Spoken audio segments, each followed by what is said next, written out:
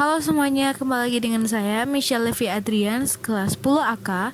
Dan pada kali ini saya akan membawa materi tentang apresiasi keindahan seni rupa dari mancanegara sebelah timur. Dan negara yang saya ambil yaitu negara Mesir. Nah, Mesir kuno itu banyak banget seninya. Dan tentu saja kita pasti mengetahui apa-apa aja sih seni-seni itu. Nah, seni Mesir kuno itu merujuk pada gaya lukisan, skulptur, kerajinan tangan, dan arsitektur yang dikembangkan oleh peradaban Mesir kuno dari tahun 5000 sebelum Masehi hingga 300 Masehi. Seni Mesir kuno banyak dinyatakan melalui lukisan dan skulptur. Sebagian besar seni yang masih bertahan banyak hingga sekarang dapat ditemukan di makam-makam. Seperti gambar di sebelah, kita bisa lihat itu adalah dewa buaya yang ada di Mesir. Nah, apa-apa aja sih seni-seninya? Yang pertama, tentu saja pasti semua kita sangat-sangat mengenal dan mengetahui. Yang pertama yaitu piramida. Seperti yang kita ketahui, piramida itu dibangun sejak awal kerajaan lama. Piramida Mesir tertua yang tercatat dalam sejarah dibangun pada 2630 sebelum Masehi pada saat kekuasaan Raja Djoser dari dinasti ketiga. Kala itu perancang dan arsitek piramida tertua tersebut adalah Imhotep, seorang pemimpin keagamaan sekaligus tabib kerajaan. Nah, tentu saja teman-teman, pembangunan piramida ini merupakan langkah awal dari ambisi raja-raja Mesir untuk menunjukkan kemegahan Mesir pada dunia. Nah, kalau dipikir-pikir, orang zaman dulu membangun sebuah piramida itu sudah termasuk hebat ya.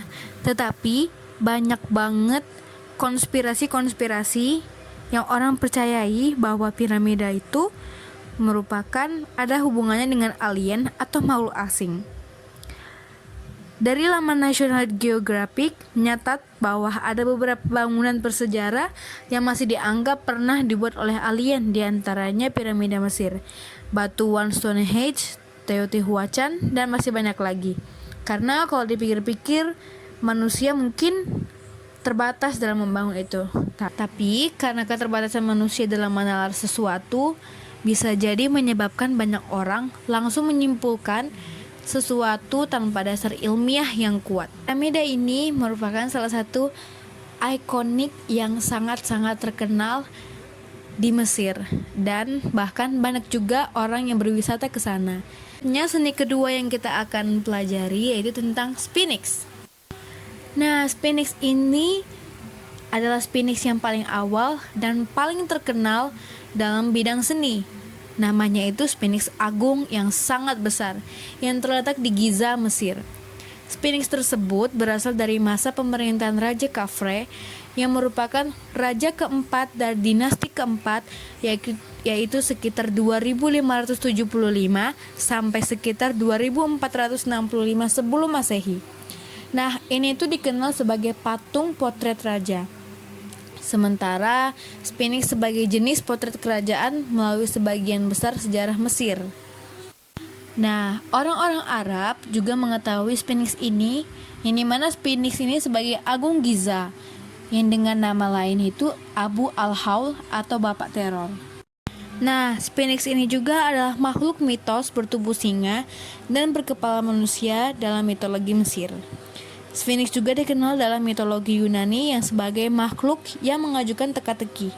Sphinx memiliki tinggi 3 meter dan panjang 20 meter dan melambangkan watak gagah laksana singa dan kepribadian lembut laksana manusia. Dan Sphinx ini juga banyak banget terkenal di bagian daerah selatan dan Asia Tenggara, bahkan juga ada di Eropa. Dan mereka juga memiliki nama-nama yang berbeda serta di setiap bagian negara memiliki Sphinx dengan bentuk yang sama dengan di Mesir, itu bertubuh singa dan kepala manusia. Tapi berbeda juga dengan Sphinx yang ada di Mesir, Mesopotamia, dan Yunani, di mana tradisi sebagian besar telah hilang karena diskontinuitas peradaban. Dan yang terakhir yang kita akan pelajari itu tentang patung dada Nefertiti. Nah, patung dada Nefertiti ini adalah patung dada yang berusia 3.300 tahun dan terbuat dari batu kapur berlukis yang menggambarkan Nefertiti, yaitu permaisuri agung Firaun Akhenaten dari Mesir kuno, dan merupakan salah satu karya seni Mesir kuno yang paling banyak ditiru. Sebagai sosok yang dipatungkan, Nefertiti ini telah menjadi salah seorang wanita yang sangat terkenal dari dunia kuno dan simbol dari kecantikan wanita pada zaman dahulu. Patung ini juga dipercaya dipahat pada tahun 1345 sebelum Masehi oleh pematung Thutmose. Patung ini berukuran 47 cm tinggi dan ditemukan pada tahun 1912 di Amarna, Mesir.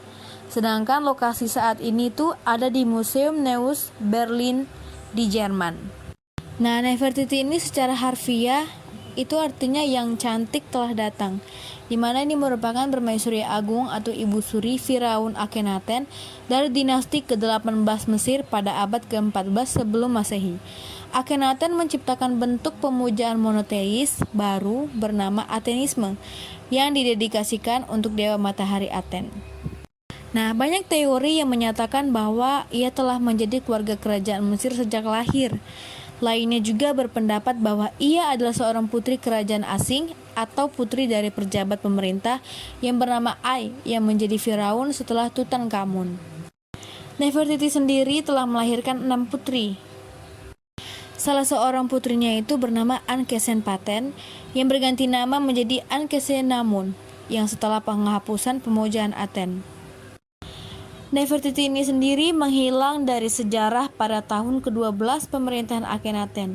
Namun tidak diketahui apakah hal ini karena ia telah meninggal dunia atau karena ia telah mengganti namanya. Patung ini sendiri memiliki berat sekitar 20 kg atau 44 pon.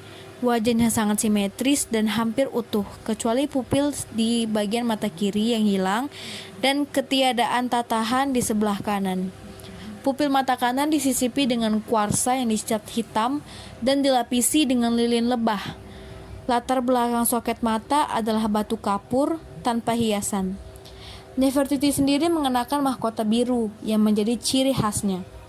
Juga dikenal sebagai mahkota topi Nefertiti, dengan sabuk diadem berwarna emas yang melingkar seperti pita horizontal dan bertemu di belakang mahkota, serta sebuah uraeus atau kobra di atas alisnya yang saat ini sedang ada dalam keadaan rusak. Ia juga mengenakan kerah lebar dengan pola bunga-bunga. Bagian telinga juga mengalami kerusakan. Nah, menurut David Silverman, patung dada Nefertiti ini mencerminkan gaya seni Mesir klasik yang menyimpang dari eksentrisitas gaya seni Amarna, dan yang dimana ini berkembang pada masa pemerintahan Akhenaten. Fungsi sebenarnya dari patung dada ini tidak diketahui, meskipun ada teori bahwa patung dada ini merupakan pemodelan pematung untuk digunakan sebagai dasar bagi potret resmi lainnya, dan oleh sebab itu patung ini tetap disimpan di ruang kerja pematung. Jadi segini aja yang bisa saya jelaskan tentang seni-seni yang ada di Mesir. Dari sini kita bisa mengetahui bahwa keindahan seni rupa yang ada di Mesir itu sangatlah bagus dan juga memiliki sejarah unik masing-masing, dan juga banyak mengandung teori-teori konspirasi yang terkait oleh ketiga seni rupa tersebut. Segini aja yang bisa saya jelaskan. Semoga kalian suka dan goodbye.